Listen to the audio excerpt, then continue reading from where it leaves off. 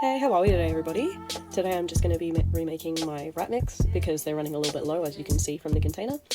So yeah, I was having a little bit of trouble here. The lid was sitting weird and it wouldn't stop trying to fall down. And this is my recipe.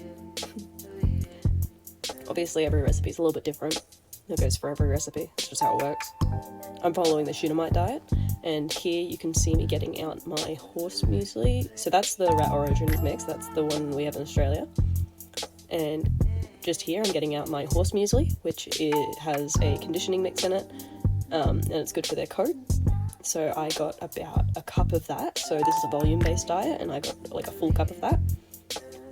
I've done already all of my dietary research, seeing what's in it, what's good for them, what's not, how it can be helpful. Oh, I had hurt my finger there as well. Opening the lid was tough. And I use about 3/4 of the cup for this one, which is a rabbit-based mix. It's pretty much just pellets, alfalfa, and a few other things. It has most of their grains in it. This is for the base mix. And now I get out my rat origins, which is the blueberry flavour. I think they have like a banana or something as well, but this is the easiest one for me to grab. I use a full cup of that, and that goes straight in the box. And then I'm onto my grains. So first of all, I will package up my origins packet, and I will get out my... Okay, I was texting my boyfriend here, but I'm about to get out the pasta. I have wheat bran, coconut shavings, and rice pops. But yeah, so I use about 1/3 cup of pasta, and you can see me here, I put in way too much. This was me realizing, oh, that was way too much. I've done this enough times to know how much I actually needed though, like based off of the eye, so I just fixed it up because I couldn't get every single piece out.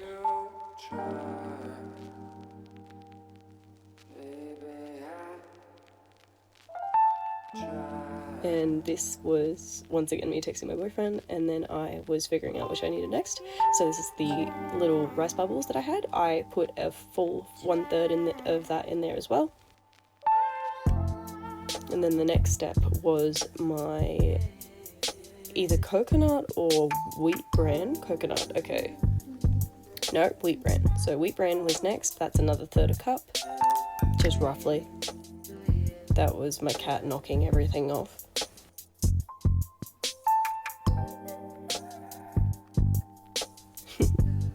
Put that in, and then finally 1/4 a cup. Keep in mind this isn't like a proper cup system, this is just volume based. But yeah, about 1/4 cup of coconut oil. Again, I put way too much in there, but that's alright. Then it was time for my protein, and I have a kibble, a dog kibble, which I have, again, already looked at all the dietary stuff, what's in it, all that. Been using this one pretty diligently for a while because it serves all the purposes I need, and it's not as harsh as a lot of the other ones around me. You'll see in a few minutes, I forgot that I had my protein mix, so I didn't put my fish and mealworms in there, and instead I just replaced it with like the full kibble because I thought that I was out, but I forgot that I'd put it behind me. But yeah, so I mixed up that, pushed all the old stuff to the side, put the new stuff in, and then I started on the rest of it. And this is where you see me turn around, get all my stuff, so my seeds, my florals, herbs, and realizing, oh, I forgot to put in my other protein. This is my herbs and florals mix, so I have a bunch of dried flowers and then mixed herbs that I have picked out. And I put roughly 1/2 cup of that. Has a bunch of safe flowers for them. It's really good for their diet to have that kind of variety. This is all the different ones that are in there. Feel free to pause, obviously. And then I have to get out another 1/4 cup of my seed. And for my seed, I use a small parrot mix. Yep, roughly 1/4 cup.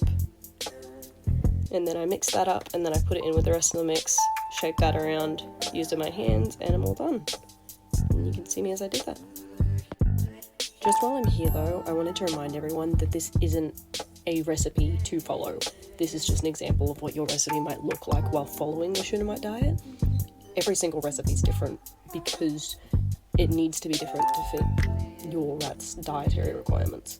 It's not the same for every rat, it's not the same for every mischief, and this is just what happens to work for my girls and what I can access in my area.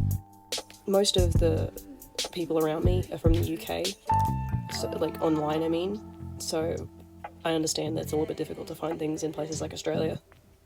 I also just wanted to add a few examples of the shunamite diet. These two are different examples of the same diet, just in different volumes, different versions. You can play with it a little bit. It depends, again, on your rat's needs and their requirements, whether they're older, younger, where you live, things like that. But yeah, I personally use these as a great example. I also thought I might show off a little bit of my craft stuff. So I have these little cubone skulls that I got 3D printed, and then I painted them to look like my rats. Originally they were supposed to fit them for like a little costume thing for Halloween photos, but they were just too small. So I painted them just the other day because I was like, oh, I still have a use for them. And then I put their names on the inside of them. So we have Rapunzel, Belle, and Mulan, named after the Disney princesses, and they're all personalised specifically to each rat. And this is yet again another one of my ongoing projects. I'm making a toilet roll bridge to go in my girl's new giant cage. I'm setting them up bioactively, and I need a freaking hell of a ton more of these toilet rolls to finish this off, because oh my god. Anyway, stick around for more rat content, more animation, drawing content. I'll be doing a lot more in the future, and my little outro photo is an example of the kind of stuff I do. Have a wonderful rest of your day, guys. We'll see you later.